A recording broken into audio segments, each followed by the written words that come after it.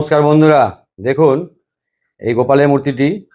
এটা আমার দোকানের মূর্তি, মানে বিক্রি করা যে মূর্তিগুলো আছে। দেখুন এইটা দীর্ঘদিন ধরে এই মূর্তিটি রাখা থেকে মানে থেকে থেকে এরকম কালো হয়ে ভিডিওটা শেয়ার করবো, তাহলে আপনাদেরও কাজে, আমারও কাজে লাগবে, আর আপনাদেরও যদি কাজে লাগে এই উদ্দেশ্যে আমি ভিডিওটা করছি। এটাকে নতুন নতুন ঝকঝকে করার জন্য যেটা প্রথমে নিলাম সেটা হচ্ছে সামান্য পরিমাণ লবণ নিলাম, আর নিলাম সামান্য একটু সাইট্রিক। সাইট্রিকগুলো মুদির দোকানে পাবেন, রান্নার কাজে ব্যবহার হয়। এবার এই তিনটে জিনিসকে ভালো করে গলে নিতে হবে। তৈরি হয়ে গেলে এবার ওই ব্রাশ দিয়ে যে মূর্তিটি পরিষ্কার করবেন তার গায়ে লাগিয়ে দেন। এই গোপাল মূর্তিটি আমার দীর্ঘদিন ধরে পড়ে আছে, বিক্রি হয়নি, এতটাই রং খারাপ হয়ে গেছে। ভাবলাম যে এটাকে যদি পরিষ্কার করি তাহলে আপনাদের সঙ্গে যদি শেয়ার করি ভিডিওটা, তাহলে আপনাদেরও কাজে লাগবে।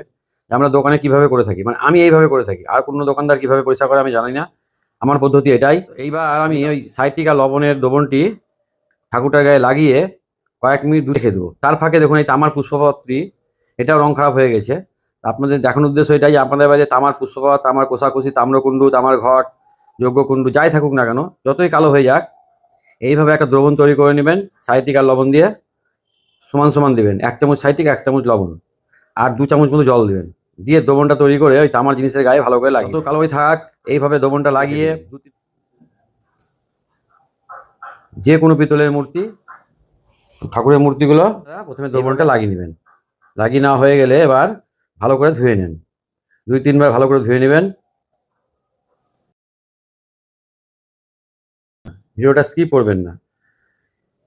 এবার আমি যেটা দিব এর মধ্যে সেটা হচ্ছে পীতাম্বরী পাউডার। এই পাউডারগুলো বাসনের দোকানে পাওয়া যায়, 25 টাকায় 50 গ্রাম নিয়ে আসবেন একটা, অনেক কাজে হয়ে যাবে আপনার। এবার কি করতে হবে, ওই ব্রাশটা ভালো করে ধুয়ে নিয়ে ওই পাউডারটা মূর্তিটির গায়ে ভালো করে লাগিয়ে দেন। এইভাবে ভালো করে লাগানো হয়ে গেলে কি করবেন, 2 থেকে 3 মিনিট এটাকে রেখে দেবেন। তো দেখুন মূর্তির গায়ে লাগানো হয়ে গেল। এবার আমি পাউডারটা এই তামার টাটটির গায়ে লাগিয়ে দিলাম ভালো করে, এটা তামার টাট। আর এই তামার যে পুষ্পপত্র আছে এটার রং খারাপ হয়ে গেছে, ওর গায়ে দেখুন এই পাউডারটা আমি লাগিয়ে দিচ্ছি। আপনারা এইভাবে পাউডার লাগিয়ে দিয়ে একটা ক্যারি ব্যাগ কিংবা পিপি নেবেন, দিয়ে ঘষবেন। ভিডিওটা সম্পূর্ণ দেখবেন, স্কিপ করবেন না। পাউডার সম্পূর্ণ লাগানো হয়ে গেলে এবার কি করতে হবে, এইভাবে আপনারা যখন করবেন তখন ওই 2-3 মিনিট করে রেখে দিবেন। তখন লাগানোর পর 2-3 মিনিট আগে লাগানো হয়ে গেলেও 2-3 মিনিট রাখবেন। রাখার পরে একটু ব্রাশ দিয়ে, মূর্তি হলে ব্রাশ দিয়ে এভাবে ঘষবেন। আর পুষ্পপরাগ বা তামারটা, তামার কোষাকুষি, তাম্রকুণ্ডু, যজ্ঞকুণ্ডু যাই থাকুক না কেন, ওগুলো ক্যারি ব্যাগ বা পিপি দিয়ে ঘষে নেবেন। এইভাবে ভালো করে ঘষা হয়ে গেলে এবার কি করতে হবে বুঝতে পারবেন। যত কালোই মূর্তি থাক না কেন একদম ঝকঝকে হয়ে যাবে। দেখুন ভালো করে ধুয়ে নিতে হবে। এই ধোয়ার কাজটা কিন্তু একটু ভালোভাবে করতে হবে, 3-4 বার ভালো করে, মানে জানে ওর গায়ে পীতাম্বরীর কোনো অ্যাকসেন্ট না থাকে। ভালো করে ধুয়ে ফেলবেন 2-3 বার। আমি দোকানের মধ্যে কাজটা করে দেখাচ্ছি, আপনারা ভালোভাবে আরো কাজটা করতে পারবেন। আমি পদ্ধতিটা আপনাদের দেখাচ্ছি যে কি পদ্ধতিতে করব। নতুনের থেকে বেশি চকচক করছে দেখুন। এবার কি করতে হবে, একটা সুতির কাপড় নিতে হবে। কাপড়টা যেন রং না ওঠে সেরকম কাপড় নেবেন।